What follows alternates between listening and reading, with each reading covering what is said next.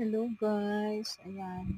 After ko mag-rest ng 10 days, kasi nga alam mo nang tumaba yung hemoglobin natin. Sobrang pagbuyat sa gabi. Duty pa more. Ayan talaga ang buhay ng caregiver. Minsan, ang araw ka, minsan, ang gabi. Pagod talaga. Kailangan talaga vitamins pag mag-duty tayo. Hindi pwedeng mas may sakit pa tayo sa pasyente natin. Ang hirap talaga, kaya hindi sa mga pinapasok guys. Ang hirap ng buhay talaga. Kasi hindi ko talaga kaya, nahihilo ako.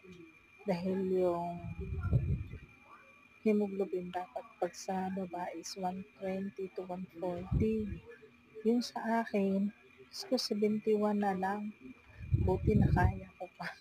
Hindi pa ako na admit para sa lina ng dugo. Kaya pa ng vitamins. Kaya ang nangyari ngayon, umiinom ako ng ivory.